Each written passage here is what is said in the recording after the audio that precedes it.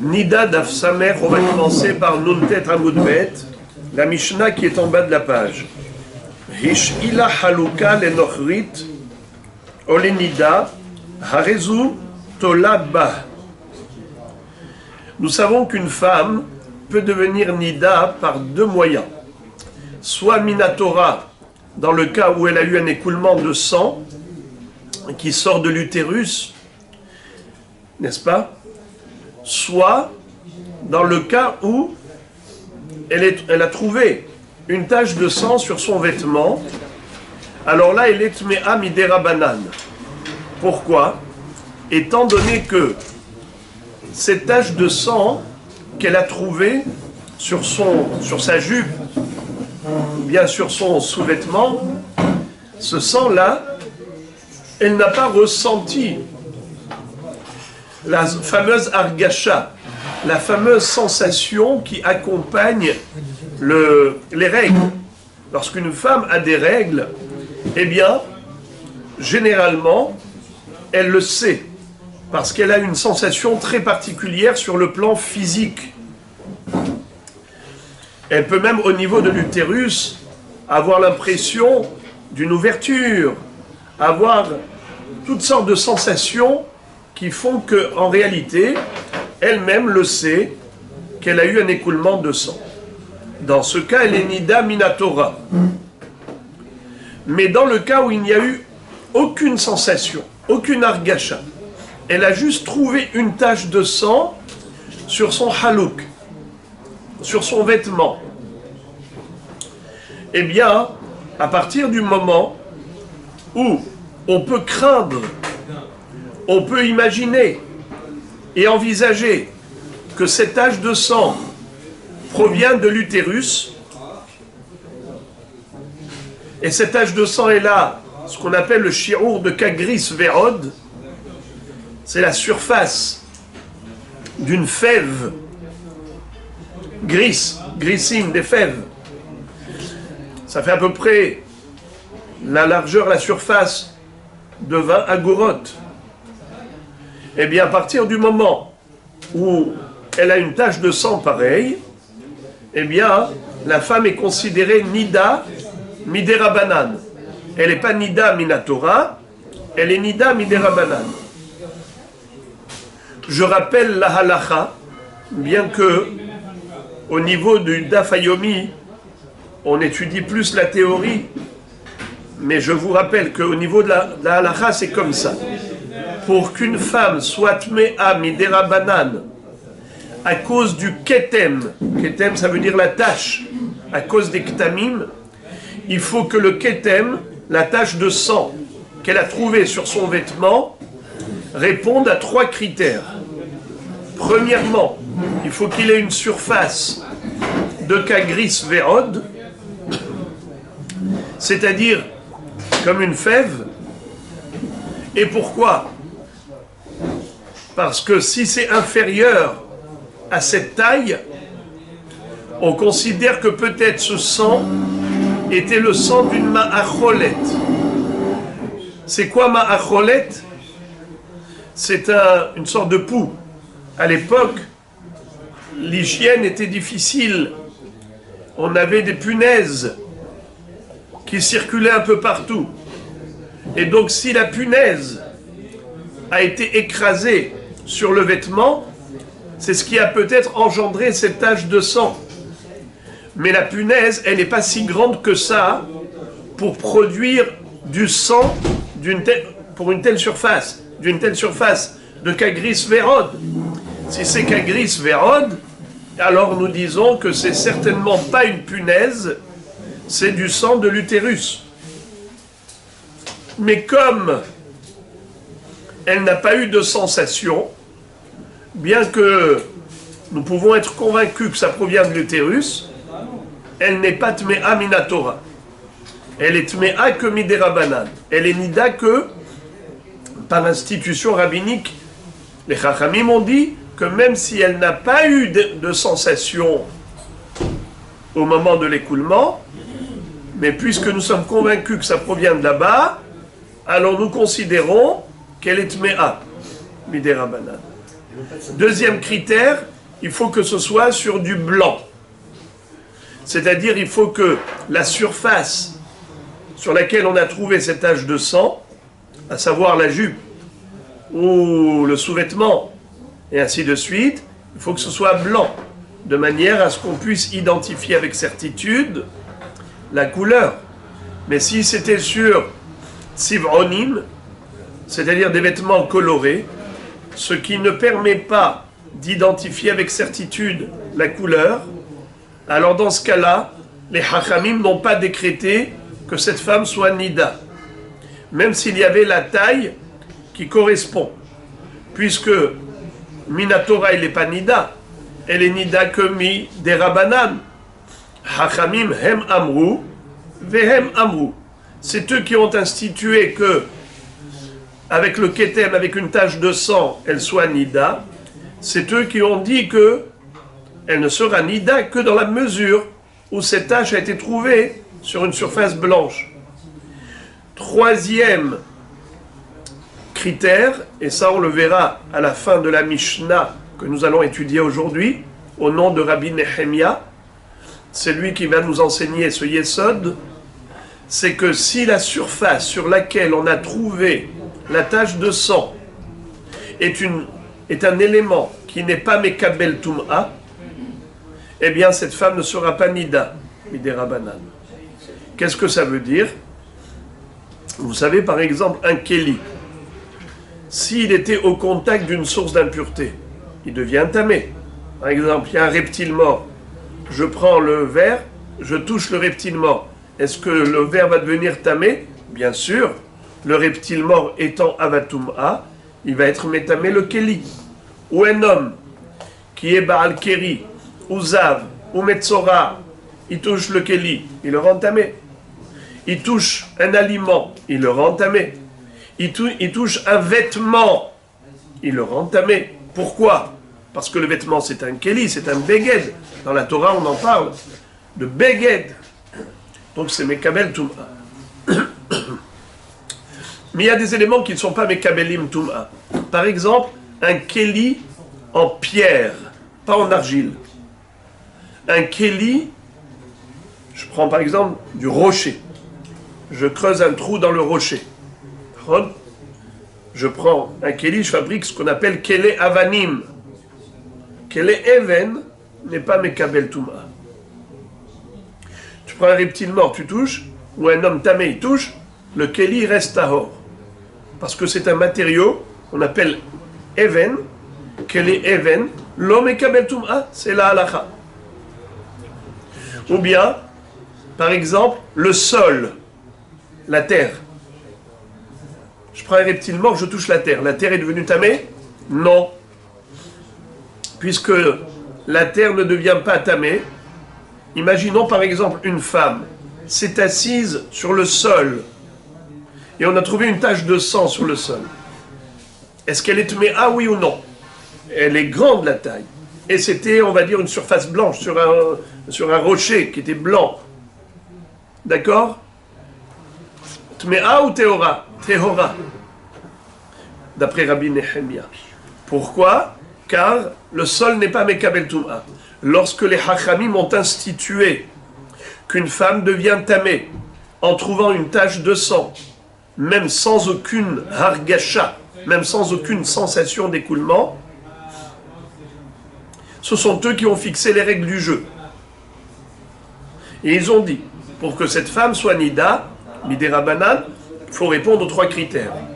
Premièrement, il faut que le support, la surface sur laquelle on a trouvé la tache de sang, soit mekabel tum'a, éventuellement peut devenir tamé, potentiellement ça peut devenir tamé. Et donc cette tache de sang aurait pu rendre ce tissu tamé, puisque c'est du sang de nida. Deuxièmement, il faut que ce soit d'une couleur claire et pas d'une couleur foncée, afin de pouvoir identifier avec certitude la couleur. Troisièmement, il faut une taille minimale de kagris verod, comme une fève. D'accord. Donc voilà, vous avez le principe. Une fois qu'on a compris le principe, on va rentrer maintenant dans une étude de détail. C'est-à-dire que, après avoir une conception générale de la halakha, la difficulté, c'est dans les détails. C'est lorsqu'on va rentrer maintenant, qu'on va couper le cheveu en 4 et qu'on va parler des cas de figure assez complexes. Le cas de figure précis de la Mishnah, c'est de savoir quel est le din. Si par exemple, une femme a prêté sa jupe à une autre femme, et on a trouvé une tache de sang sur la jupe, laquelle des deux qui est tamée?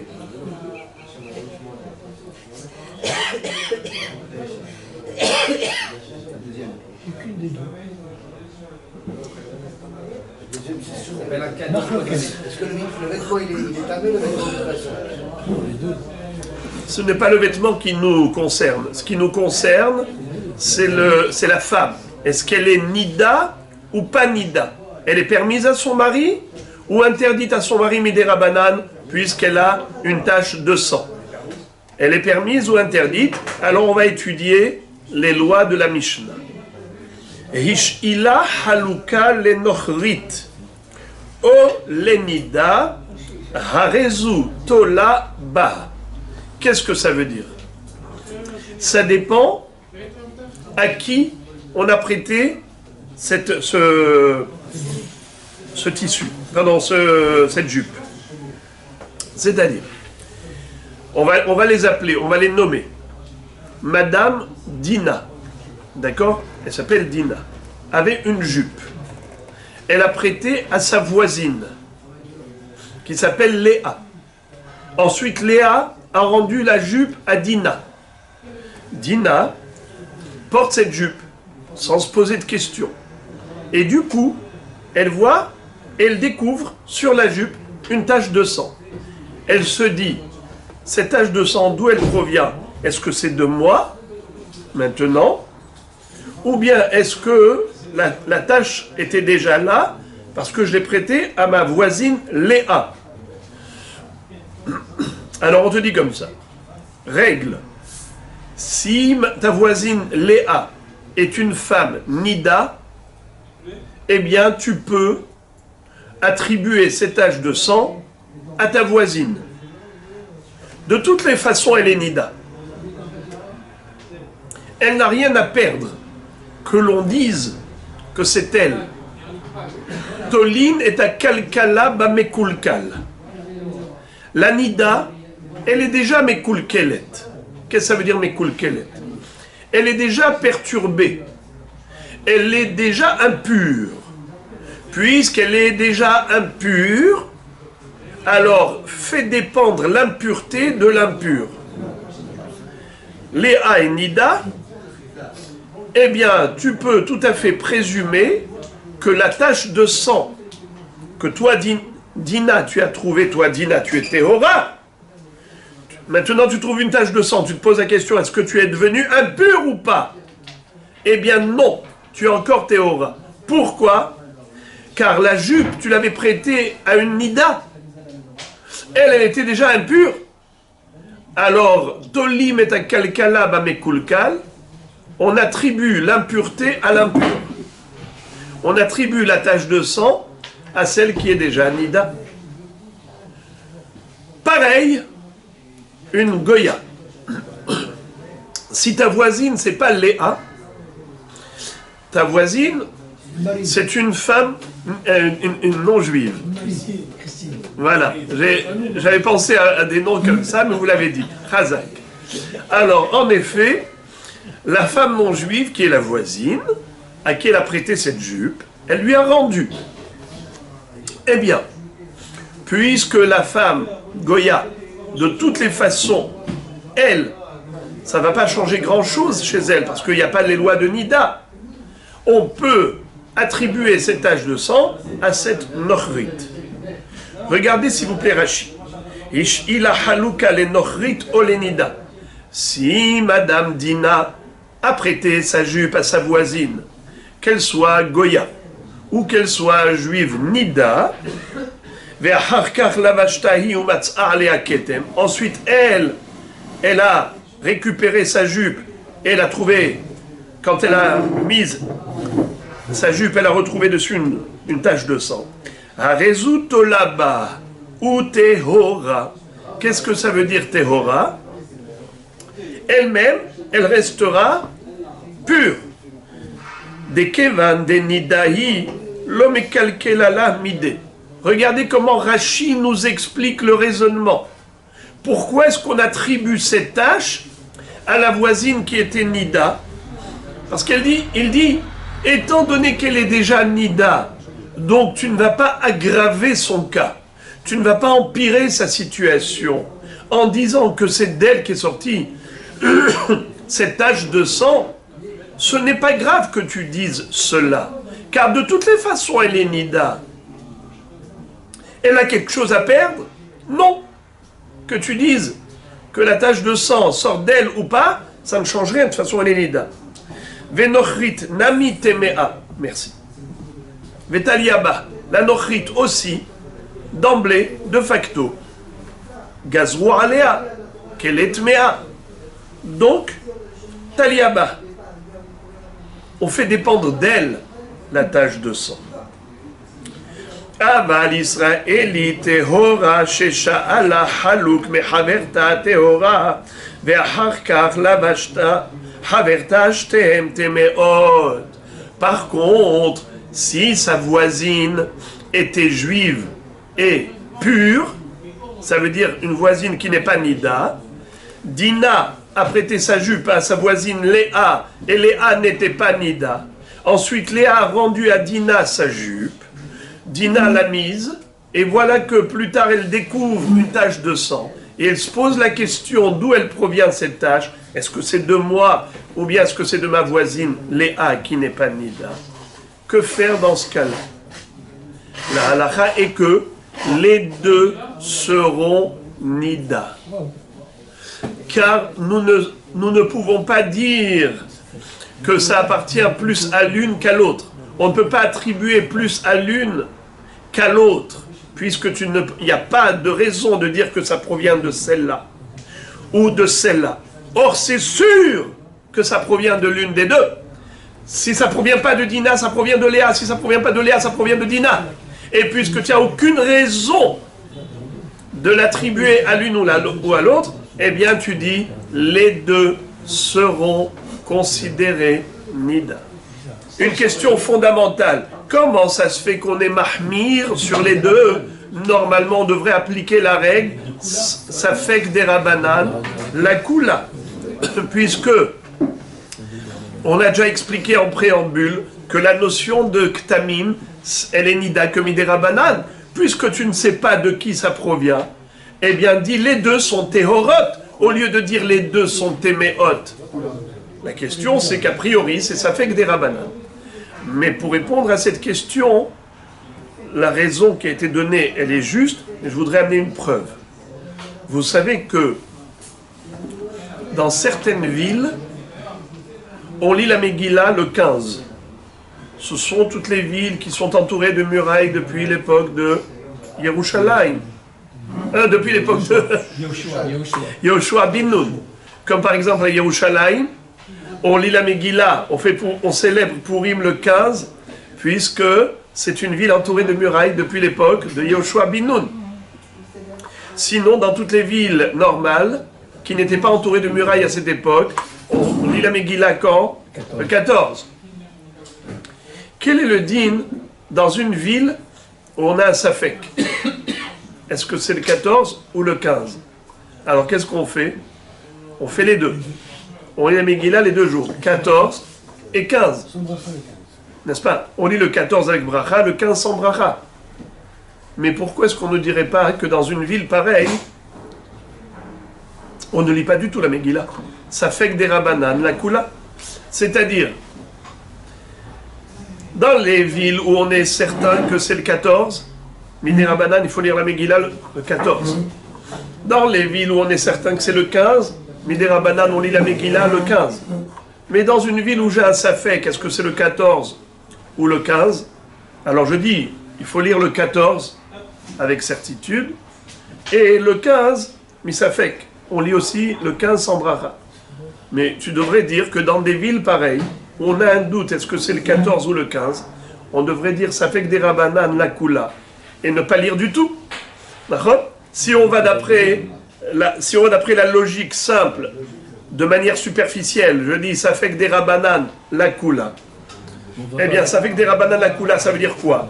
Que les chachamim n'imposent rien dans un contexte où on a un safek. Si on a un safek, dans un tel contexte, chachamim n'institue absolument rien. Pourquoi tu ne dirais pas, alors ne lis pas du tout la Megillah? Peut-être que la couleur, c'est de lire. Étant donné que ce n'est pas possible.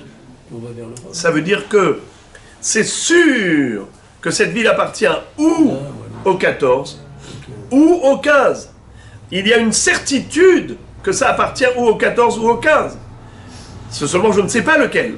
Dans ce cas-là, je ne peux pas sortir de l'auberge. C'est sûr qu'il faut lire. Et là, on va dire comme la majorité du monde qui est le 14. Et pareil, là ici, c'est sûr que la goutte de sang est sortie de l'une d'elles. Ou celle-là ou celle-là. Mais je ne sais pas laquelle. Alors c'est les deux, bien que ce soit Midei Rabbanan. Gimel, la Mishnah continue. Et elle nous dit, Gimel Nashim shelavshu haluk ehad. O shel yashvu al safsal ehad. Venimtsa alav dam. Kulam temeot. En effet, ce dîne que Rashi nous a déjà introduit en parlant de 2 femmes, la Mishnah nous parle de 3 femmes, pour dire encore plus. Pas seulement 2 femmes, ça peut aller même plus loin. Imaginons 3 femmes, 4 femmes, 5 femmes, et elles se sont prêtées la jupe. 1, 2, 3, 4, 5, 6. Eh bien, elles ont toutes porté la même jupe, on a trouvé une tache et on ne sait pas de qui ça sort, elles sont toutes impliquées, toutes nida. Idem, si ce n'était pas une histoire de jupe, c'était une histoire de safsal, c'est-à-dire un banc, une chaise. Voyez-vous cette chaise-là? Elles se sont toutes assises l'une après l'autre. Première, elle s'est assise, s'est levée. La deuxième, troisième, s'est levée. À la fin, on trouve ici une tache de sang. Et on dit, dis-moi, quand tu t'es levé, tu as regardé la chaise? Oh non, moi je me suis levé, je n'ai pas regardé. Ensuite, la deuxième, pareil. Je me suis levé, pas regardé. Et ensuite, chacune n'a rien regardé. Alors finalement, on trouve une tache. Après 10 femmes, eh bien les 10 sont impliquées. C'est-à-dire que, oui, les 10 sont nida. Pourquoi? On ne sait pas de qui est sortie cette tache de sang. Attention, on parle d'une chaise qui est mobile. D'accord? On ne parle pas d'un banc qui est fixé au sol comme vous trouvez dans la rue des bancs qui sont fixés au sol. Car lorsque c'est fixé au sol, nous avons un digne de Eno Mekabel Tum'a. Pourquoi c'est pas Mekabel Tum'a? Parce que c'est Mehoubar la Karka. C'est rattaché au sol. C'est comme le sol. La Mishnah continue et nous dit Yashvu al Safsal shel Even. Jusqu'à présent, on a parlé d'un siège, c'est-à-dire une chaise en bois, par exemple. N'est-ce pas?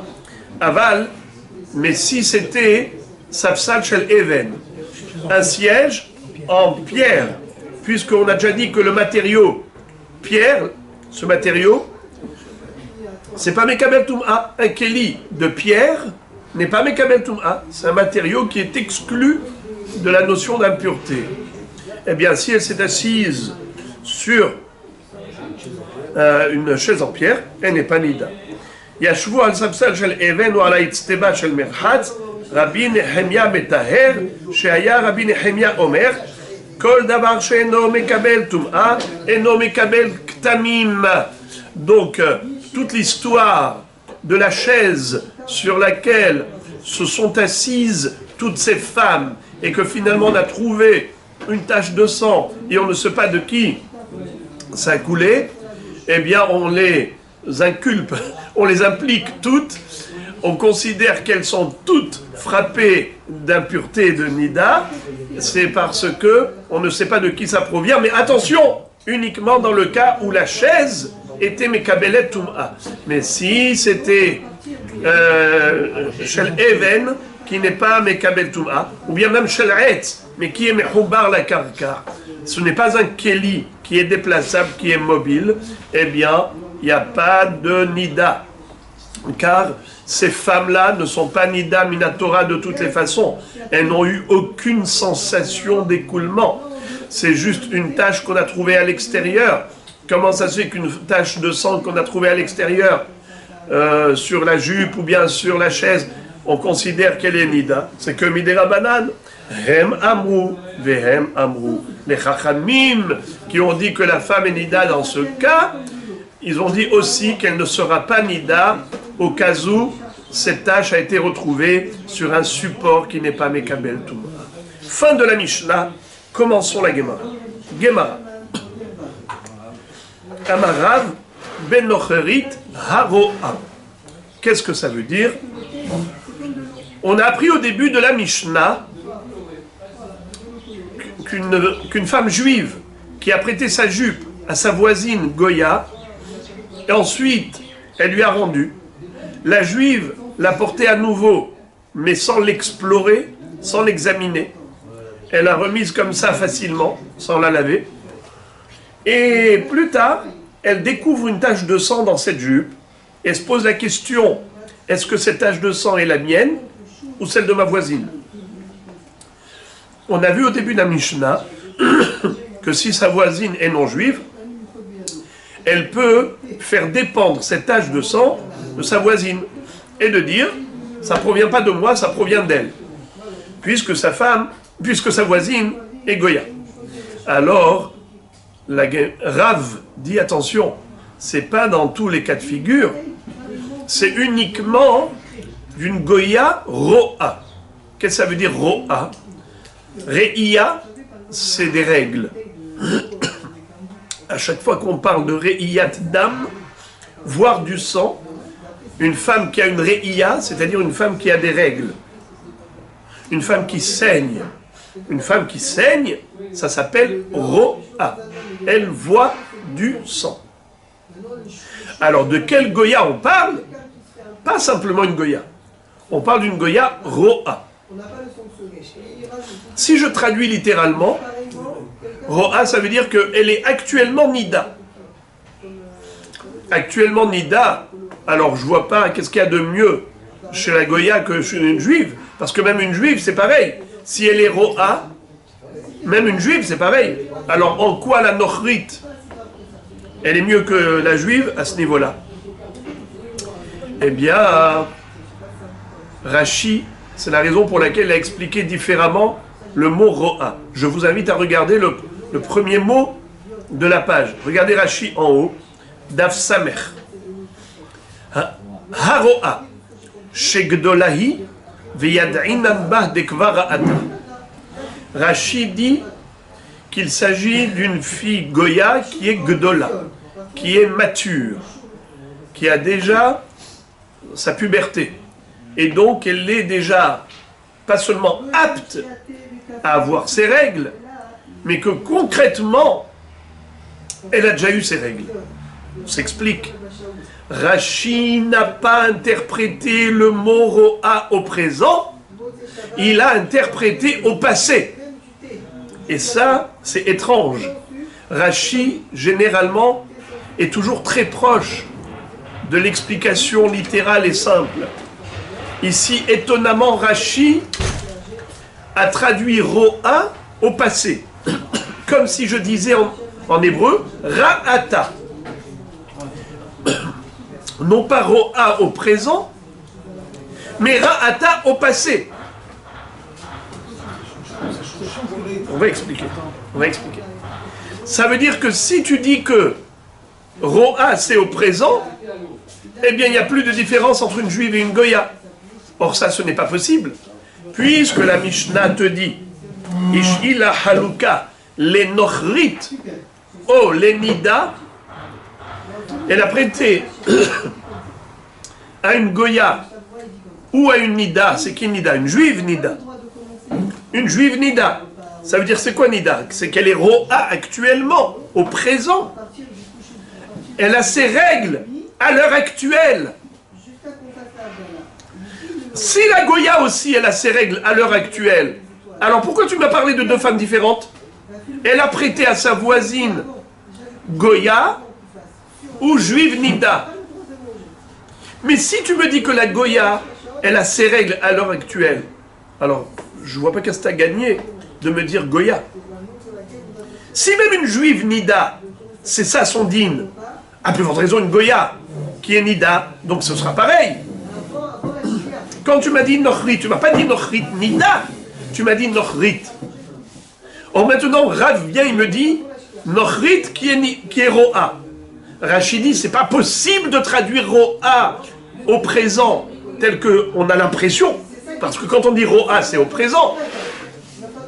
Elle a ses règles à l'heure actuelle. Rachid dit, ce n'est pas possible. Forcément, Ro'a, il faut le traduire au passé. Ra'ata. Cette Goya, elle avait eu ses règles avant.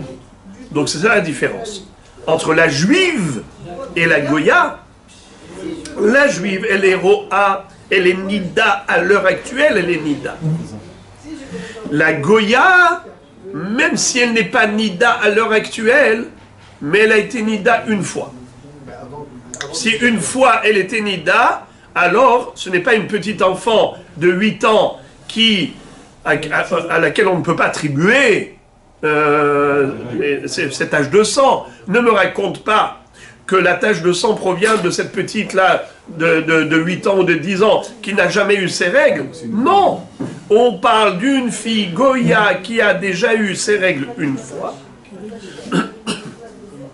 Puisqu'elle a déjà eu ses règles une fois, ça y est, je peux maintenant attribuer cette tache de sang à cette Goya. Bien que maintenant, à l'heure actuelle, elle n'est pas Nida. Ça, c'est le chidouche de la Goya. Bien qu'elle ne soit pas Nida, malgré tout, on peut lui attribuer. Mais il faut quand même que ça ait du sens. Parce que si c'est une fille qui n'a jamais eu ses règles, une Goya qui n'a jamais eu ses règles, ça n'a aucun sens. De lui attribuer cette tache de sang et de dire « ouais, ça provient d'elle », c'est du n'importe quoi. Ne dis pas des choses qui sont inaudibles. Reste logique.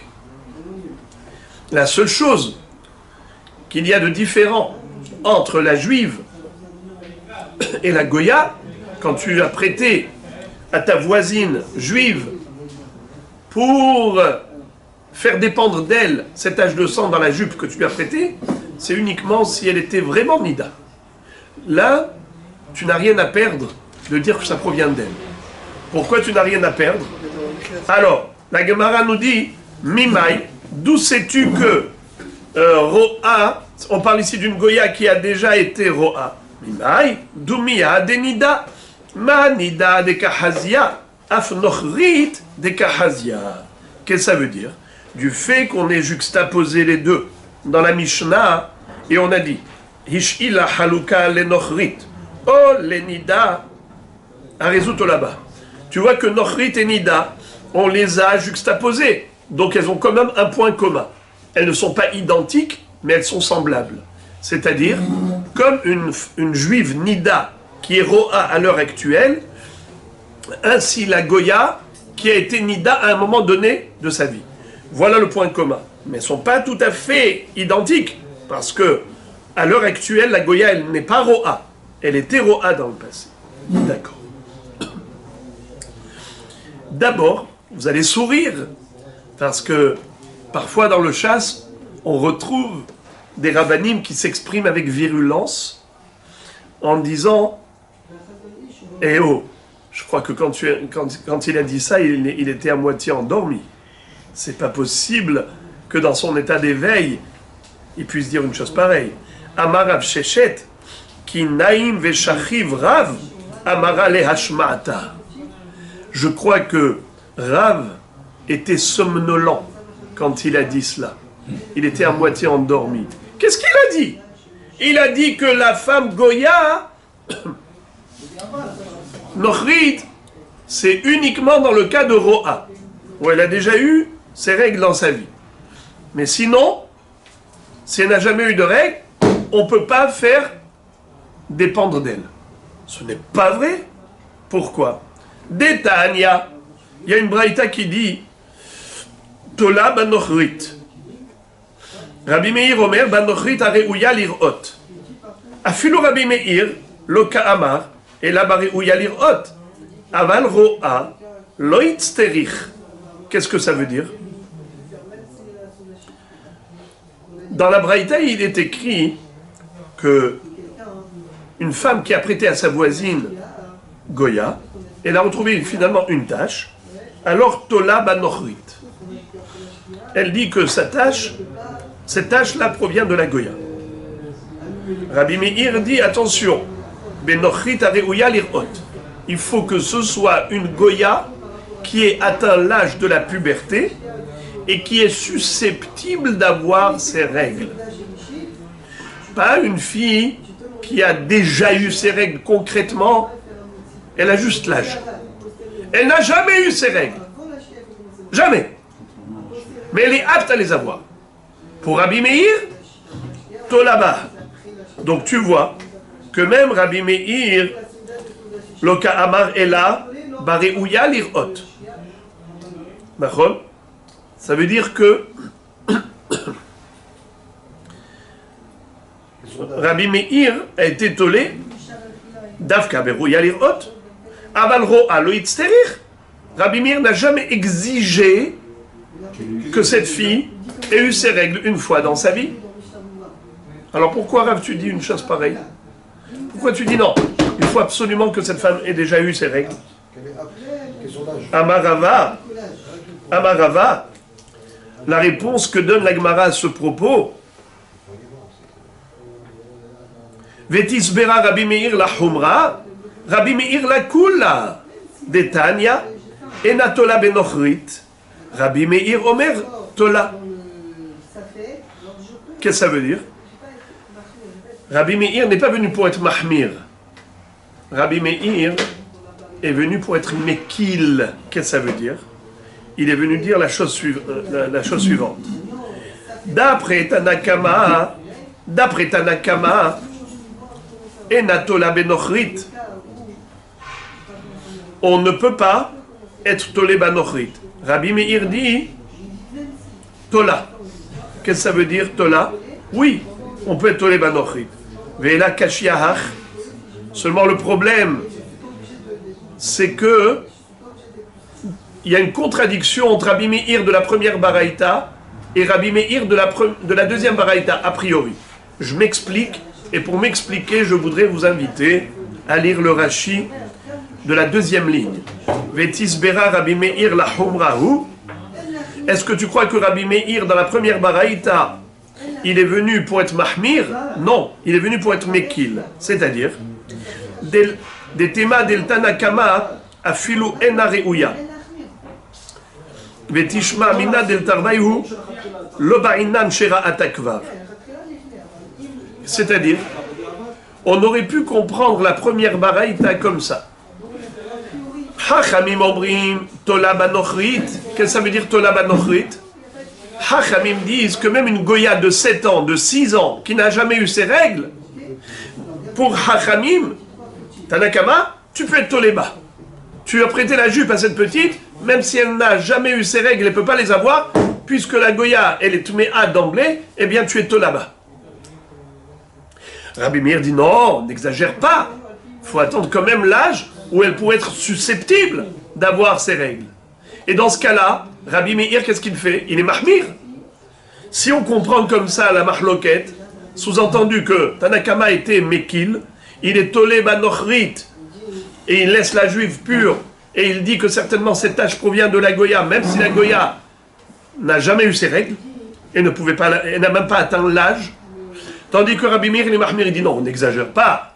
On est tolé banochrit que dans la mesure où cette fille peut physiquement avoir ses règles. Donc dans ce cas-là, serait mahmir. La Gemara dit c'est pas possible de dire que Rabbi Meir est venu être mahmir par rapport à Tanakama, car on a une deuxième baraïta où nous retrouvons Rabbi Meir qui dit clairement, mais qu'il, comment? Tanakama dit enotole banochrit. On ne peut pas attribuer la tâche à la Goya. Et Rabbi Meir dit oui. Et regardez ce que dit Rashi. Ve'atanya Rabbi Meir la kula miklal de Tanakama lo sagi beruya lirot ad sheteroa mamash. Alors maintenant, puisqu'on voit dans la deuxième baraïta, clairement, Hachamim disent Ena tola banochrit. Et Rabbi Meir dit tola banochrit. Ça veut dire quoi? Ça veut dire que Rabbi Meir est la Kula. Alors comment comprendre? Alors, il faut comprendre comme ça, que d'après Hachamim, Ena tola banochrit, dans le cas où l'ora'ata. D'accord? Même si elle est réouïa l'irot, im l'ora'ata l'otolaba. C'est-à-dire, pour Hachamim, il faut que vraiment cette fille, cette Goya, ait déjà eu ses règles une fois dans sa vie. C'est là que tu pourras lui attribuer cette tâche. Ça c'est Hachamim. Rabbi Meir dit, t'as pas besoin que cette femme ait eu réellement ses règles, concrètement. Ça suffit qu'elle ait atteint l'âge où elle est susceptible d'avoir ses règles pour pouvoir lui attribuer la tâche. Donc pour Hachamim qui sont Mahmirim, ils exigent vraiment Ra'ata, même si elle n'est pas Ro'a au présent, mais il faut Ra'ata au passé. Et Rabbi Meir, lui, qu'est-ce qu'il dit? L'âge. Alors maintenant, Rava dit, maintenant on a une contradiction, n'est-ce pas? Kashiahach, c'est que Rabbi Meir là-haut, Ve'ela Kashiahach, qu'est-ce que ça veut dire? Rabbi Meir avant, il avait dit, si elle est réouïa l'irhot, Davka si elle est réouïa l'irhot, et après ça, Rabbi Meir ne fait pas de différence. Alors il te dit comme ça, Taritzachi, Vehi Shero'a, Rabbi Meir Omer, Birouïa l'irhot, Vafapi Shenaro'a. C'est comme ça que la Gemara a expliqué la mahloket. En disant que, contrairement à la première lecture, où nous avions cru que c'était Tanakama qui était Mahmir, Tanakama qui était Mekil, et qui n'avait pas fait de différence, de distinction au niveau de l'âge. Dans tous les cas de figure, tu attribues à la Goya la tâche.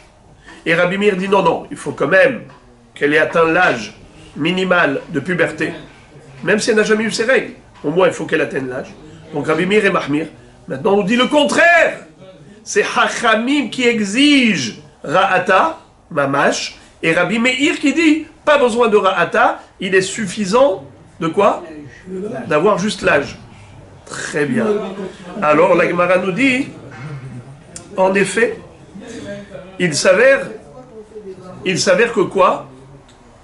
Que Rav, il a pensé comme qui? Comme Tanakama. Regardez ça. Taritzachi, Baraita de Katane Enatola Benochit, nous dit Rashi. Achikama, Enatola Benochit Areuya Lirot, Elaim Ken Ra'ata. Rabbi Meir Omer Tola, Vetarvaihu Matnita Hadamilta Amre, Merav de Amar, Ketanakama de Tarvaihu. Voilà comment Rashi nous explique toute la structure de la Sugya. C'est que tout ce montage qu'a fait la Sugya maintenant, c'est pour arriver à une seule conclusion. C'est que Rav, il a sur qui s'appuyer. Non pas comme Rav Shechet a objecté. Rav Shechet a adressé un missile à Rav, une objection terrible. Il a dit Rav, tu corresponds à personne, ni Tanakama, ni Rabbi Meir. Puisque Tanakama a dit qu'on peut attribuer à la Goya cette tâche, même si elle n'a même pas atteint l'âge, même si elle a 8 ans, même si elle a 7 ans, 6 ans, si on lui a prêté la jupe, eh bien, tu dis que cette jupe-là a été entachée par une tache de sang provenant de qui? Provenant de la Goya. Rabbi Meir, qu'est-ce qu'il dit? Non, il faut quand même atteindre l'âge où elle est susceptible d'avoir ses règles. Mais aucun des deux, ni Tanakama, ni Rabbi Meir, n'a exigé que cette Goya ait eu réellement ses règles autrefois.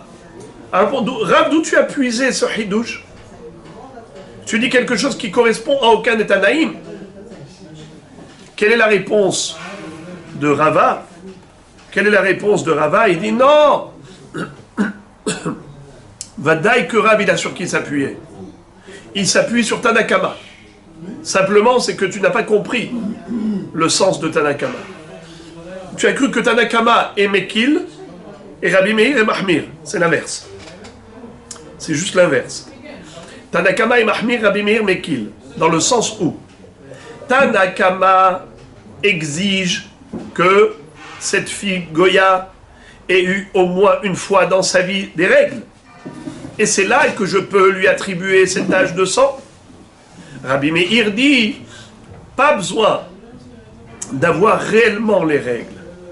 Ça suffit qu'elle ait atteint l'âge où elle est susceptible d'avoir ces règles. Il est Mekil. Il est Mekil parce qu'il n'exige pas qu'elle ait eu réellement ces règles pour lui attribuer la tâche. Tanou Rabanan. Tola, Beshomer Etiom, vous êtes avec moi? Je suis au premier tiers de la page. Tanou Rabanan, Tavresh. C'est une ligne qui commence par le mot Ro'a.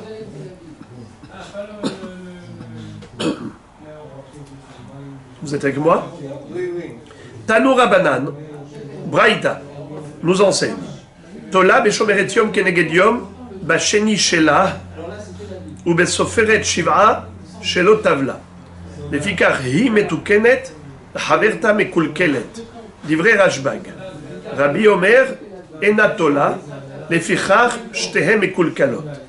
Veshavin, Shetola Beshomer Etiom Kenegediom, Barishon Shela, ou Bioshevet al Dam Tohar, ou Bibtulea ou Bebtula chez Damea Tehorim. Fin de citation de Baraïta. La Baraïta nous enseigne, toujours à propos de la même histoire, Dina a prêté à Léa, sa voisine, sa jupe.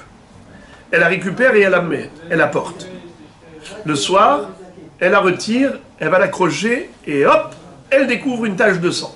Elle se demande, d'où provient cette tache? C'est de moi ou de ma voisine? On a déjà appris le principe, c'est que Tolin est un kalkala, bamekulkal. On fait dépendre l'impureté de l'impur. Et comme ça, on est sorti de l'auberge. Celle qui était pure reste pure, celle qui était impure reste impure. Bien, tout est bien qui finit bien. Maintenant, la question se pose dans un cas de figure atypique, à savoir, une femme qui était ce qu'on appelle Shomeretium Kenegedium.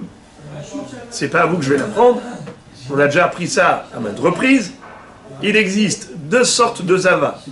Zava Ktana, Zava Gdola. La grande Zava, c'est celle qui a eu un écoulement pendant 3 jours d'affilée pendant la période de Ziva. Celle-là, il lui faut 7 jours propres. Shiv'an Nekiyim. Et après 7 jours propres où il n'y a pas eu une tache de sang, elle va au mikvé le 7e jour, n'est-ce pas? Et elle était au la nuit. Maintenant, quel est le din si elle a eu un écoulement que de 1 jour ou 2 jours? Dans ce cas-là, quel est le din? Shomeretium Kenegedium. Eh bien, il faut qu'elle observe 1 jour de propreté. C'est-à-dire le lendemain. Par exemple, aujourd'hui, elle a une tache de sang. Il suffit qu'à partir de ce soir, avant le coucher du soleil, elle fait une vérification, et elle a une journée propre. D'accord? Le premier jour, elle était avec du sang. Deuxième jour, il n'y a pas eu de sang, elle est propre, elle va au mikvé, tout va bien. 1 jour seulement de propreté. Si elle avait 2 jours de tâche, 2 jours d'écoulement, idem. Elle attend encore 1 jour de propreté et ça suffit. Shomeretium Kenegedium. Alors maintenant, la question se pose, qu'en est-il si Dina avait prêté sa jupe à Léa? Léa était Zavaktana, Shomeretium Kenegedium. Qui dit Shomeretium Kenegedium peut parler de 2 hypothèses. 1 jour elle a saigné, 1 jour propre. Elle lui a prêté quel jour? C'était son jour de saignement ou son jour de propreté? Écoutez les amis, dans le cas où elle lui a prêté le jour de son saignement, c'est-à-dire le premier jour, elle lui a rendu, et elle Dina l'a reporté à nouveau, et le soir elle s'en est rendu compte, qu'est-ce que l'on dit? D'où provient cette tâche? la voisine, Tolin et Akalkala, Bamekulkal. On fait dépendre l'impureté de l'impur. C'est qui l'impur? La voisine. Elle a saigné aujourd'hui, elle a porté cette jupe aujourd'hui, certainement que c'est d'elle que ça provient. Très bien. Là-dessus, il n'y a pas d'équivoque. Tout le monde est d'accord là-dessus. Écoutez, là où il va y avoir une mahloquette entre Rabbi et Rashbag. Rashbag, c'est Rabban Shimon ben Gamliel. C'est par rapport au deuxième jour, le jour de propreté. Elle lui a prêté le jour de propreté. Elle l'a ensuite récupéré et elle a porté. Et le soir, quand elle a retiré, elle voit une tache dans cette jupe. Alors, est-ce qu'elle dira, certainement ça provient de ma voisine, ou bien ça provient d'elle? Peut-être d'elle, et qu'on a déjà dit que quand on ne sait pas, on a deux femmes pures. Quel est le dîne quand on ne sait pas? Les deux sont impures. Mais quand on a une qui est Nida et l'autre ne l'est pas, qu'est-ce qu'on a dit? On fait dépendre à Kalkala Bamekulkal, la tache de sang de celle qui est déjà Nida. Alors maintenant, celle-là, elle a 2 jours. Premier jour, elle était saignante. La deuxième, elle ne l'était pas. C'était un jour de propreté. C'était le jour propre. Alors, est-ce qu'on fait dépendre d'elle la tâche, oui ou non? Que diriez-vous? Oui. Hazak. Alors, mahloket. D'après Rabbi et Rashbag. Écoutez la mahloket. Lisez avec moi, s'il vous plaît. Tanu Rabanan. Nos maîtres ont enseigné. Tola beshomeret yom keneged yom basheni shela. Traduction. Elle peut faire dépendre de sa voisine qui était shomeret yom keneged yom basheni shela, le deuxième jour qui est le jour propre. Elle peut dire c'est à cause d'elle, c'est d'elle que ça provient. Ou bien même Zavagdola. Qu'est-ce qu'on avait dit Zavagdola? 3 jours elle était saignante, après ça elle a 7 jours propres. Maintenant je lui ai prêté quand? Les 7 jours propres. Pendant les 7 jours propres. Imaginons même le 6e jour, le 7e jour, elle était propre. Maintenant j'ai la jupe, il y a une tache de sang. De qui provient cette tache de sang? De moi ou bien d'elle? Ma voisine, à qui j'ai prêté la jupe. Mais elle, ma voisine, elle est dans quelle période? Elle est dans la période des 7 jours qu'elle observe avant d'aller au mikvé. Elle doit aller au mikvé, mais il faut 7 jours propres. Et moi, je lui ai prêté le 5e jour, le 6e jour, le 7e jour. Qu'est-ce que je fais? Je dis que c'est d'elle ou c'est de moi? Alors, pareil, Besoferet Shiv'a Shelotavla, celle qui compte les 7 jours et n'a pas encore été au mikvé, nous dit Rashbag, eh bien, il peut dire que ça provient d'elle. Elle était encore tamée, elle n'a pas encore été au mikvé, elle était encore tamée. Tolim akalkala bamekulkal. Lefikach hi metukenet, haverta mekulkelet, dit vrai Rashbag. Rashbag, c'est Rabban Shimon ben Gamliel. Lui, il dit, elle restera pure, et sa copine, sa voisine, qui n'était pas encore partie au mikvé, elle était pendant sa journée propre, ou ses 7 jours propres, elle attendait pour aller au mikvé, puisqu'elle était encore impure, on fait dépendre l'impureté de l'impur. Regarde, je sais combien vous êtes brûlant et bouillonnant. Écoutez la suite. Rabbi Omer, Rabbi, étonnez-vous, Rabbi Omer, Enatola. Non, elle ne fera pas dépendre cet âge de sa voisine. Pourquoi? Qui veut me dire pourquoi? Parce qu'elle ne peut pas avoir de tâches. Elle est en pleine propreté, elle aurait su sinon. Elle est chômerette les kioutes. Elle ne peut pas avoir de tâches parce qu'elle est dans le zone de propreté. Comme elle est dans le 2e jour, c'est ça le problème. Elle ne peut pas dans les 5e ou 6e jour. Regardez le raisonnement de Rabbi selon Rashi au milieu de la page. Une phrase très belle. Rabbi Omer Enatola, Ho'il ou mekalkelala, Mai hazit de mekalkalt lehach tfemehach. Qu'est-ce que ça veut dire? Permettez-moi d'expliquer Rashi à ma façon. Je comprends comme ça la philosophie de Rashi. Au milieu de la page, Rabbi Omer et Natola. Pour Rashi, l'histoire de l'attribution de la tâche qu'on a trouvée dans la jupe et de dire qu'elle provient certainement de cette femme qui est impure, c'est qu'en réalité, tu raisonnes comme ça. Tu te dis, de toutes les façons, tu n'as rien à perdre. C'est-à-dire, c'est qui a dit qu'une tache de sang rend impure? C'est les Chachamim. Eh bien, eux ont fixé les règles du jeu. Eux ont fixé les règles du jeu. Quand est-ce que je ne rends impure cette femme que lorsque je suis acculé au pied du mur? La tache, elle a une surface assez grande pour ne pas dire que ça provient d'une punaise. C'est qu'un grisvéon. Donc c'est sûr que ça provient de l'utérus. Deuxièmement, c'est sûr que c'est rouge, c'est pas une autre couleur. Parce que c'est sur une surface blanche. Sur une surface blanche, on voit bien la couleur. C'est pas sur du noir ou du rouge où j'arrive pas à identifier. Donc c'est clair. Troisième exigence des Chachamim, il faut que ce soit sur un support qui ne soit pas Mekabel, sur un support qui est Mekabel Tum'a. Parce que si le support n'est pas Mekabel Tum'a, même si on est sûr que ça provient de l'utérus, malgré tout, elle est Théora. Car Minatora, elle n'est pas Tmea. C'est nous qui avons dit qu'elle est Théora, c'est nous qui fixons les règles du jeu. Rabbi va dire, dans les règles du jeu, ça veut dire, dans ces critères institués par les Chachamim, il y a également un élément supplémentaire. Lequel? C'est que lorsque tu as un safek d'où provient la tâche, si tu peux dire que la tâche provient d'une personne qui n'a rien à perdre, eh bien, qu'à cela ne tienne. C'est-à-dire, tu as deux femmes, une qui est pure et une qui est impure. Si tu dis que la tache de sang provient de l'impur, l'impur n'a rien à perdre, alors il vaut mieux que celle qui a à perdre ne perde pas.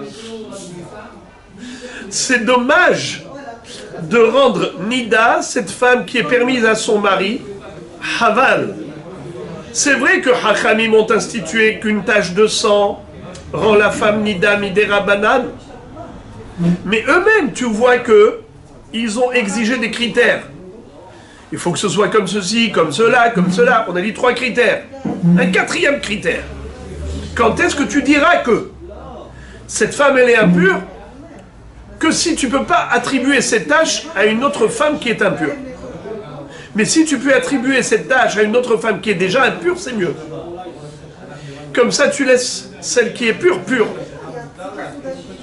En l'occurrence, cette jupe qui a été prêtée à une femme impure, nous dit la Mishnah, l'autre elle est Nida, de toute façon, on n'a rien à perdre. Rabbi va te dire, quand est-ce qu'elle n'a rien à perdre? C'est lorsqu'elle n'a rien à perdre. Mais si elle a quelque chose à perdre, eh bien non. Par exemple, cette pauvre femme, Zava Gdola, elle a commencé déjà le compte des 7 jours propres. 1, 2, 3, 4, 5. Quel est le din, Rabotai, lorsqu'une femme au milieu des 7 jours propres, elle a eu une rechute? Elle repart à zéro. Skina, Aouda, hein? Galère. On appelle ça la galère, d'accord?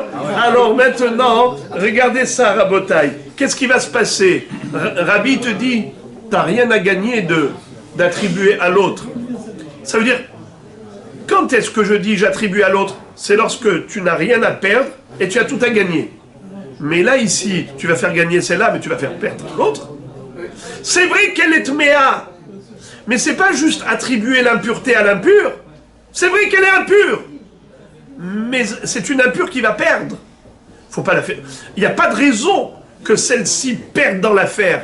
C'est 7 jours propres et qu'elle recommence à zéro au profit de l'autre. Non, dans ce cas-là, c'est comme si elles étaient équivalentes. C'est comme si elle était pure l'autre. Et dans ce cas-là, quel est le deal? Les deux vont perdre. C'est-à-dire, je vais dire, puisque j'ai un safek, d'où provient? De celle-là ou de celle-là? Eh bien, c'est comme deux femmes pures. Quel est le deal lorsque deux femmes pures se sont échangés la jupe et on ne sait pas, la Mishnah nous a déjà dit, eh bien les deux sont impliqués. Les deux sont frappés de Nida. Nida, c'est quoi? Pourquoi on les considère comme Nida et pas comme Zava? Hein? Pourquoi on les considère comme Nida et pas comme Zava ou Zava Ktana? Voilà, exactement, c'est ce que je dis. C'est-à-dire, C'est-à-dire, si on les considère comme Nida, on va être obligé de remarquer sur 7 jours. Si on les considère comme Zava Ktana, on va pas... vous avez raison, vous avez raison. La réponse, ça dépend de la période dans laquelle elle se trouve. Est-ce qu'elle est dans la période de 7? Est-ce qu'elle est dans la période de 11? Évidemment. Alors les frères et les amis, vous avez compris la marloquette. La marloquette entre Rabbi et Rashbag, elle est claire. C'est la marloquette Rabbi et Rashbag. Rabotai, par extension, la Gemara nous dit comme ça. Excusez-moi, avant d'arriver à l'extension, la Gemara d'abord se demande pourquoi est-ce que la Braïta a rajouté le mot lefichach. Lefichach, ça veut dire, c'est la raison pour laquelle. C'est pourquoi. Quoi? D'après Rashbag, lefichach, Tola beshomeret yom keneged yom hasheni shela ubesoferet shiv'a shelo tavla lefichach hi metukenet vechaverta mekulkelet. C'est pourquoi elle restera pure et sa copine sera impure. Boker Tov. Si tu me dis déjà que Tolaba, il attribue la tâche, elle peut attribuer la tâche à sa voisine, donc on a compris que résultat des courses, elle restera pure et la voisine deviendra impure. D'accord? Qu'est-ce que c'est que l'effikach? Pourquoi est-ce qu'on avait besoin de nous faire un dessin, de répéter une chose inutile? La Gemara de répondre que c'est par rapport à la symétrie. Comme dans la Sefa, on a écrit le mot l'effikach à propos de Rabbi, alors on a écrit l'effikach à propos de Rashbag. Comme ça, la Gemara répond. L'effikach des Rashbag la Mali, Mishum des Rabbi. La Gemara dit ok, mais l'effikach des Rabbi la Mali. Alors, mais même l'effikach de Rabbi est inutile. Pourquoi? Qu'est-ce qu'on a dit?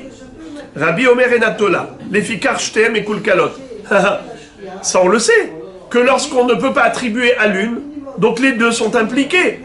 Rabbi n'avait pas besoin de le préciser. Réponse, Maoudetema haïdi shtekach ketem gabat itkalkel, idachlot itkalkel kamash ma'lan. Si il ne nous avait pas dit clairement que les deux sont mes kulkalot, alors on aurait pu penser que Rabbi dit comme ça. Uniquement,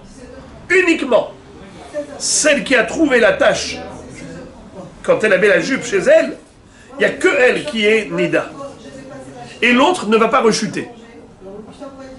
Si Rabbi n'avait pas écrit l'effikach, shtem et kulkalot, on aurait pu penser que c'est qui est mekulkelet, uniquement celle qui était pure. Celle qui était impure, qui avait déjà compté ses 7 jours propres, elle ne rechuterait pas. C'est ce qu'on aurait pu croire. Pourquoi? Parce que la tâche a été trouvée chez qui? Chez elle, la propriétaire de la jupe. Pourquoi tu as impliqué la première? Elle dit non, tu impliques la première et elle rechutera. Elle recommencera son compte des 7 jours. Ça, c'est un chidouche. On n'aurait pas su.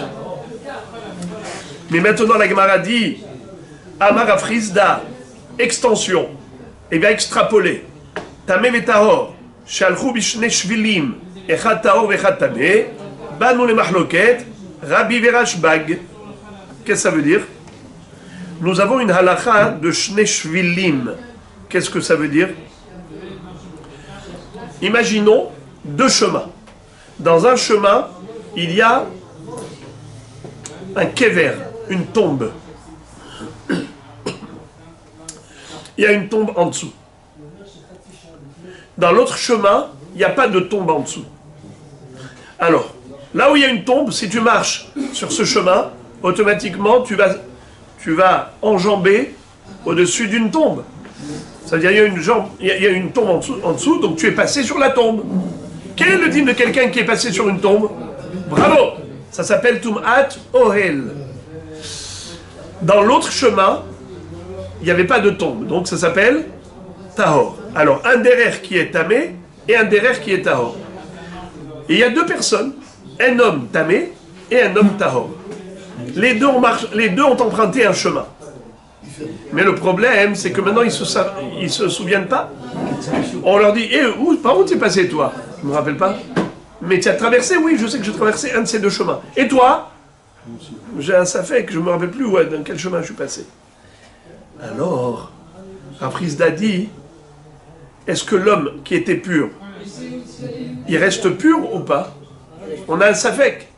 L'homme pur, il a emprunté un chemin, l'un des deux chemins, mais on ne sait pas lequel. Peut-être le chemin où il y avait la tombe, peut-être le chemin où il n'y avait pas de tombe. Les deux ont emprunté un chemin, mais ils n'ont pas emprunté le même chemin. Mais ils ne savent pas. Alors, regardez maintenant qu'est-ce qui va se passer. On dit, Banou les mahloket Rabbi et Rashbag. D'après Rashbag, Tolim et a kalkala bamekulkal.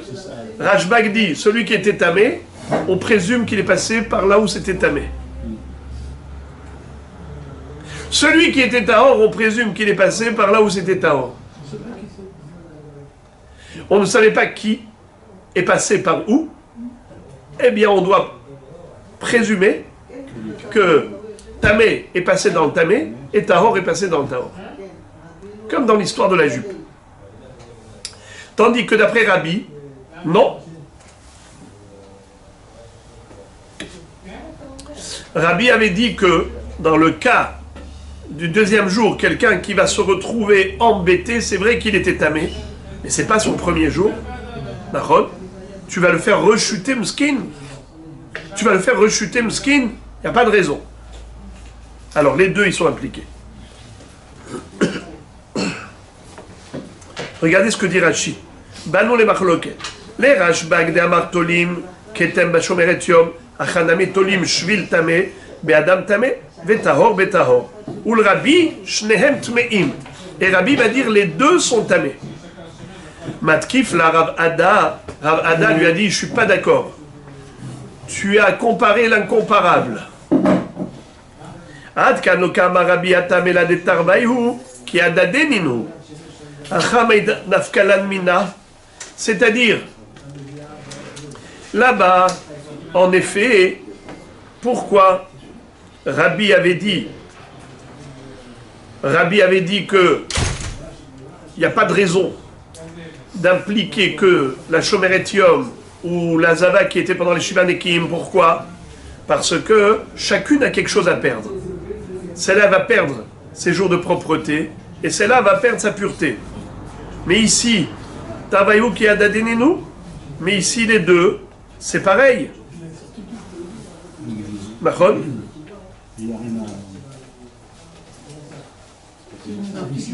Le tamé, là, dans toutes les figures, il s'en sort pas. Ça veut dire que même d'après Rabbi, tu devrais être dolé. C'est ça la question de Rav Ada. Tu devrais dire que dans ce cas, même Rabbi serait d'accord d'attribuer la Toum'a au tamé et la Tahara au Tahor. Pourquoi? Parce qu'ici, il n'y a rien à perdre. Le tamé n'a rien à perdre. Rien de plus. De toute façon, il est tamé. De toute façon, il est tamé. La réponse,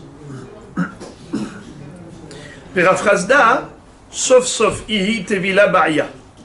Qu'est-ce que ça veut dire? La Gemara répond que pourquoi Rafrizda a comparé les deux cas? Parce qu'il dit une femme qui a déjà commencé à compter ses 7 jours propres, c'est vrai qu'elle a quelque chose à perdre. Mais après tout, elle est tméa. Puisqu'elle est tméa, elle a besoin d'une tevila. Alors, Rabbi avait dit, elle est tméa. Bien qu'elle est tméa, Rabbi avait dit, que on n'est pas tolé sur elle. Bien qu'elle est tméa, Rabbi avait dit qu'on n'est pas tolé sur elle. Parce qu'elle va perdre ses 7 jours propres. Elle va recommencer à zéro. Alors tu vois que son statut de Toum'a n'est pas une raison pour Rabbi de lui coller la tare. la tare, c'est-à-dire cette tache de sang, on ne va pas lui attribuer à elle, bien qu'elle est déjà tméa, bien qu'elle a besoin d'aller au mikvé. Sous-entendu que Rabbi ne prend pas en considération le statut, il prend en considération la perte. Et donc de ce fait, de la même façon que Rabbi a dit à propos de la Zava Gdola, Shomeret Yom Keneged Yom Bayom Hasheni, ou la Zava pendant les Shiva Nekim, il a dit que on n'est pas toléba, mais les deux seront impurs. Là aussi, d'après Rav Frisda, on ne va pas être tolé le tamé batum'a. On ne va pas dire que le tamé est passé dans le chemin où il y avait la tombe et l'autre est passé dans le chemin de pureté. On dira que les deux sont impliqués d'après Rabbi et les deux seront tme'im. C'est comme ça que pense Rav Chazda.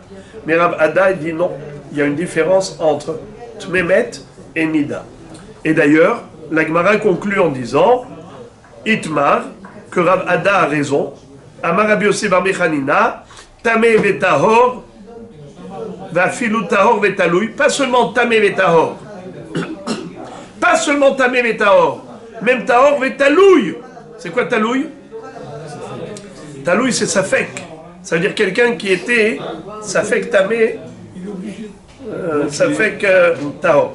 Shalchou bishne shvilim et had tamé ve had tahor. Ils ont marché dans deux chemins. Alors il y avait une tombe, tamé, et l'autre il n'y avait pas de tombe, il était tahor. Tolé tamé batalouille, des tahor, batahor, les divrei hakol. Qu'est-ce que ça veut dire? On fait dépendre le tamé, dans le talouille, pardon, le talouille, je dis qu'il est passé dans le tamé, et le tahor est passé dans le tahor. Les divrei hakol, même d'après Rabbi. Est-ce qu'il n'y a rien à perdre dans ce deuxième cas? Il n'y a rien à perdre. Exactement. C'est-à-dire, comme ça nous dit Rashi, Tamé vetahor, ou afilu tahor vetaloui shalchou, tolé tahor et shvil tamé bataloui, les divrei hakol, afilu les rabbi, ou gde amrina de atam hu de chiyada deninu, avalacha de taloui tamé misafek, vetahor tahor gamour tolim tum'a bataloui. C'est-à-dire que, au niveau d'Atum'a, ça ne change rien. Même un talouille, il est considéré comme tamé, puisqu'il n'a rien à perdre. Donc même Rabbi est d'accord. Rabotaï, je vous invite à tourner la page et on va passer directement à la sougia suivante et on va terminer dans 3 minutes. Regardez ça. Daf Samer Hamoudbet aux 2 points. Rabbi Nehemia. On avait vu que Rabbi Nehemia distinguait entre un siège de pierre et un siège en bois. Et il disait que si c'est un siège de bois, il est Mekabel Tum'a, un siège de pierre n'est pas Mekabel Tum'a, et par conséquent, même si on a trouvé une tache de sang sur le siège de pierre, la femme reste Théora, elle n'est pas Nida. Comme on avait dit, 3 critères il fallait pour que la tache de sang rende la femme Nida Midera Banan, puisqu'elle n'a pas eu de sensation d'écoulement, elle a juste trouvé ça à l'extérieur. Alors si elle a trouvé par exemple sur sa jupe, et que la jupe était blanche, et qu'elle était d'une taille de kagris veod, et que, puisque la jupe c'est Mekabel Tum'a, elle est Tmea. Sur une chaise, pareil. Sur la pierre, Rabbi Nehemia dit non. Elle est Théora. Parce que c'est pas Mekabel Tum'a. Regardez ce que dit maintenant la Gemara. Amar Rav Matna. Rav Matna nous dit Maïtama de Rabbi Nehemia. D'où Rabbi Nehemia a déduit cette halakha que si le support n'est pas Mekabel Tum'a, eh bien la femme elle n'est pas Nida. Dirti veniketa la aretz teshev. Kevan shiyashva la aretz niketa. Si elle est assise sur la terre, elle est nikia. Elle n'est pas Nida. Amaravuna Marabi Hanina. Metaher aya Rabbi Nehemia afilu be'achore klecheres. Qu'est-ce que ça veut dire? Vous savez quel est le din à propos des kelim en argile? Un keli en argile, c'est pas comme un keli en bois ou un keli en métal. Un keli en métal ou en bois, s'il était au contact d'une source d'impureté, je prends un exemple de reptile mort, c'est plus facile à illustrer. Mais c'est pareil, un homme qui est tamé qui touche. Si ce reptile mort, par exemple, a touché les parois externes du keli devient tamé. Si c'est en métal, si c'est en bois. Mais si c'est en argile, il reste tahor. Quand est-ce qu'il deviendra tamé ce keli? Que si c'était betocho. Que si, par exemple, le reptile mort était à l'intérieur. À l'intérieur, même sans toucher. Par exemple, j'attrapais comme ça, dans l'air, c'est métamé. Moi, j'ai parlé d'un reptile mort. Prenons l'exemple d'un homme qui est Baal Keri. Un homme qui est Baal Keri, un Metzora. Il touche avec sa main un keli. S'il est de bois ou de métal, il le rend tamé. S'il est en Heres, il est tahor. Pourquoi? Keli Heres eno mekabel tum'a migabo. Ça s'appelle le gav. Et là, mitocho. Et mitocho, même s'il ne touche pas, rien qui fait rentrer sa main dans l'espace vide à l'intérieur, même sans toucher, ça y est, le kli Heres est mekabel tum'a. Alors maintenant, le chidouche est extraordinaire. Quel est le din? Si une femme s'est assise sur un tonneau en argile. Elle s'est assise sur la face externe du tonneau en argile. Et elle a trouvé une tache de sang sur la face externe du tonneau en argile sur laquelle elle s'est assise. Théora ou Tméa? Théora. Théora. La Gemara dit Pshita, mais c'est évident, puisque Rabbi Nechemia nous a dit que un élément qui n'est pas Mekabel Tum'a n'est pas sujet à la Tum'a du Ketem. Réponse Maoudetema l'Ixor Gabo à Tutoro Kamash Ma'alad. Ah, beau chidouche. C'est-à-dire, imaginons par exemple, elle s'était assise sur le rebord, d'accord, du tonneau ouvert. Et la tache de sang est tombée où? À l'intérieur. Quel est le din? Elle-même elle est nida. Le keli est tamé et elle-même est nida. Écoutez ça. Hachamim aurait pu faire une gezera et dire, cette femme-là, même si elle s'est assise sur l'extérieur du keli, elle devrait être méa si elle a trouvé une tache de sang, de peur qu'elle pense qu'elle était aura, même lorsque la tache de sang était à l'intérieur. Parce que c'est très facile de faire confusion. Les gens peuvent faire très vite une confusion. Ils me disent quoi? Je comprends pas. Une fois, je me suis assise sur le tonneau et on m'a dit Tahor, bien que j'ai trouvé une tache de sang. Pourquoi aujourd'hui je vais être méa? Non, je suis Théora. Mais elle ne comprend pas que quand est-ce qu'on lui avait dit Théora, c'est quand elle s'était assise sur la face externe. Mais maintenant qu'elle s'est assise sur le rebord du tonneau et que la tache de sang est rentrée dans le tonneau en argile, donc puisque le tonneau en argile est devenu tamé, elle aussi elle est devenue tméa. Alors on aurait pu croire que, par risque de confusion, tu devrais décréter que même si elle s'est assise sur la face externe, elle devrait être tméa, de peur qu'elle croie qu'elle est théora, même dans la face interne. C'est pour ça qu'on est venu nous dire non. Puisque c'est que Midera Banan, Hachamim n'ont pas fait de Xera l'Xera. Ils n'ont pas dit interdit, même à l'extérieur, de peur qu'elle se permette à l'intérieur. Et la Gemara continue, nous dit Amar Abaye metaher aya Rabbi Nechemia b'matlaniot she'en bahem shalosh al shalosh delo hazian lo la'anim velo la'ashirim. Vous savez qu'un tissu, lorsque vous avez un beged, dès que un tamé touche le beged, il devient tamé. Mais c'est pas seulement une veste, un beged, même un tissu qui fait 3 tfahim sur 3 tfahim, il est mekabel tum'a. Pourquoi? Parce qu'il est ra'ouil ashirim. 3 tfahim, 30 cm. Mais en réalité, même un tissu qui est petit, par exemple, imaginons, j'ai déchiré ce grand tissu et il me reste un petit tissu. Regardez ça. Ça c'est Mekabel Tum'a, oui ou non? Eh bien on nous dit comme ça. Si c'était déjà tamé, ça reste tamé. Pourquoi? Parce que quoi? C'est Ra'ouil Anim, un petit tissu qui fait 3 doigts sur 3 doigts. 3 doigts sur 3 doigts. Un doigt c'est 2 cm. 3 doigts c'est 3 fois 2 cm, ça fait 6 cm sur 6 cm. Les pauvres, ils sont tellement pauvres qu'ils ne jettent pas à la poubelle des morceaux de tissu. Ils s'en servent pour quoi faire? Pas seulement pour faire des chiffons, pour essuyer, comme lingettes, mais aussi par exemple pour faire des raccommodages. Quand il y a des trous dans le pantalon au niveau du genou, ils mettent une pièce. Ils ne jettent pas à la poubelle les tissus. Mais si c'est moins que 3 tfahim, c'est tout petit comme ça, moins que 3 etzbaot sur 3 etzbaot, alors il jette à la poubelle. Question, quel est le deal? Si une femme s'est assise sur un tissu qui faisait comme ça petit, moins de 3 etzbaot sur 3 etzbaot, moins de 3 doigts sur 3 doigts, est-ce que cette femme, elle deviendra nida, oui ou non? Quelle est la logique? La logique est que elle n'est pas nida. Pourquoi? Étant donné que c'est pas mekabel tum'a, alors, on a déjà dit, si la tache de sang a été trouvée sur un élément qui n'est pas mekabel tum'a, la femme reste théora. Alors regardez ça. Amar Abaye, metaher aya Rabbi Nechemia bematlaniot she'en bahem shalosh al shalosh delo hazian lo la'anim velo la'ashirim.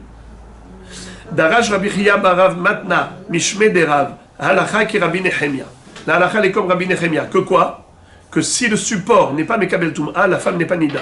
Amar le Rav Nachman abatane ma'aseh balifnei chachamim vetim'um ve'at amart halacha ki Rabbi Nechemia. Il lui a dit, Rav Nachman, il a dit à ce Rav qui s'appelait Rav Matna, comment tu peux dire une chose pareille, que l'halakha est comme Rabbi Nechemia? Pourtant, il y a une braïta qui raconte qu'un jour, il y a eu un marassé comme ça, une femme a eu une tache de sang sur un support qui n'était pas Mekabel Tum'a, et malgré tout les Hachamim ont dit qu'elle était Nida. Alors comment tu peux dire que la halakha est comme Rabbi Nechemia qui dit qu'elle était Ora? Alors Ragmar dit, Maïhi, c'était quoi l'histoire en question, qui est l'histoire qu'on a présentée au Hachamim, le cas qu'on a exposé au Hachamim, Detanya, Shte Nashim Shayut Ohanot Barechaim Shel Yad, Venimtsa Dam Tahat Apenimit, Shetehem Tmeot. תחת חיצונה טמאה פנימית טהורה. בין התאים שתיהם טמאות. היה מעשה ונמצא דם על שפתה של אמבטי ועל עלה של זית בשעה שמסיקות את התנור, ובא מעשה לפני חכמים וטמאום. Alors, la Gemara dit, où est-ce qu'on retrouve cette histoire où il y a eu un cas très spécial d'une femme qui a eu une tache de sang qui était sur un support qui n'est pas Mekabel Tum'a? Alors elle nous raconte toutes les halakhot qui étaient liées à cette histoire. Il y avait à l'époque des moulins où on amenait des personnes pour tourner la meule. Il y avait 2 pierres et il fallait tourner la pierre supérieure au-dessus de la pierre inférieure, et entre les deux il y avait des graines de céréales, et c'est comme ça qu'on fabriquait de la farine. Et qui est-ce qui faisait tourner la pierre supérieure, qui pivotait? C'était des gens. Il y avait comme ça, comme une barre qui est liée à la pierre, et on tourne. Imaginons, tu as 2 femmes. Elles sont en train de pousser comme ça sur la barre, et elles tournent, et elles tournent, et elles tournent, et elles vont moudre comme ça le blé. Et voilà que on a trouvé une tache de sang. Une tache de sang. 3 possibilités. Soit la tache de sang sous la pnimite, c'est-à-dire la femme qui se trouvait à l'intérieur, la plus proche du moulin, soit la femme qui était plus à l'extérieur, la plus loin du moulin, n'est-ce pas? Soit entre les deux. Quel est le din? On nous dit comme ça. Si on trouve la tache de sang, les 2 femmes qui étaient en train de moudre avec le moulin, Rehaim Shel Yad, un moulin manuel, parce qu'il y avait des moulins qui étaient aussi à l'eau. C'était avec le courant d'eau. Ici, c'est Rehaim Shel Yad. Venimtsa Dam Tahat Apenimit. On a trouvé du sang sous la femme qui est à l'intérieur. Shtehem Tmeot. Les 2, elles sont Tmeot. Pourquoi? Car étant donné qu'elles ont tendance à se rapprocher du moulin, il se peut que la femme de l'extérieur, en fait, c'est d'elle qu'est tombée la tache. Alors comment ça se fait que la tache, on la trouve plus à l'intérieur, sous la pnimite, sous la femme qui est à l'intérieur? Parce que très souvent, celle de l'extérieur, elle se colle à la femme de l'intérieur, parce qu'elle veut se rapprocher du moulin. Et donc, la tache de sang est tombée à ce moment-là. mais il se peut que la tache est tombée d'elle, puisqu'on ne sait pas de qui. Alors les deux, elles sont impliquées. Shtem tmeot. Tahat ahitzona, ahitzona tmea. Mais si la tache de sang a été retrouvée que du côté extérieur, que du côté externe, alors on dit, c'est sûr que c'est uniquement la femme qui se tient à l'extérieur qui est nida. Pourquoi? Car celle qui se trouve à l'intérieur n'a pas tendance à s'éloigner du moulin. Celle qui est proche du moulin reste proche du moulin. Celle qui est à l'extérieur, et tu vois que la tache est tombée d'elle, c'est-à-dire elle se trouve à l'extérieur, donc c'est tombé d'elle, c'est elle qui est impliquée.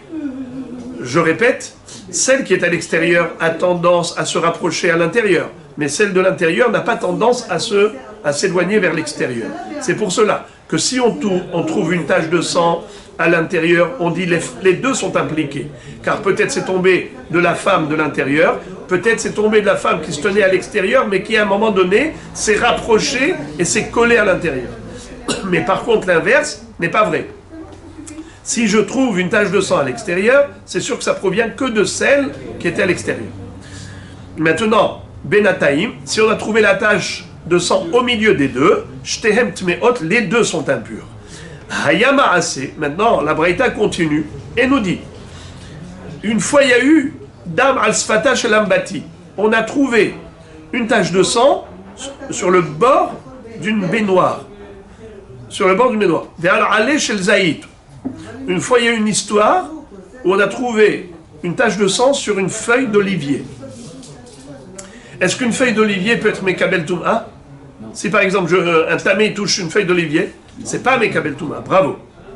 Mais Sharash et Messikot et Tatanour, pendant qu'elles étaient en train de chauffer le four, les femmes étaient en train de mettre du charbon pour allumer le four, et ils ont trouvé une tache de sang sur une feuille d'olivier qui était en dessous, sur laquelle ils marchaient. Et Hachamim ont dit, ces femmes, puisqu'on ne sait pas de qui, elles sont tméot, toutes ces femmes-là.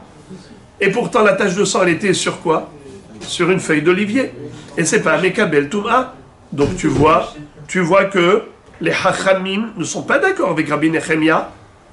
C'est Rabbi Nechemia qui a dit que si le support n'est pas Mekabel Toum'a, la femme n'est pas Nida. Mais les Hachamim s'opposent. Alors comment tu as été posé qu'à la Rabbi Nechemia? Réponse. Tana Ehi.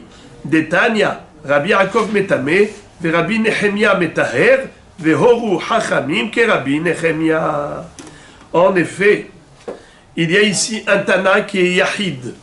Mais les Hachamim eux-mêmes ont donné leur approbation à Rabbi Nechemia. Donc là, la elle est tranchée, comme Rabbi Nechemia, que si la femme a une tache de sang sur un support qui n'est pas Mekabel Toum'a, elle n'est pas Nida.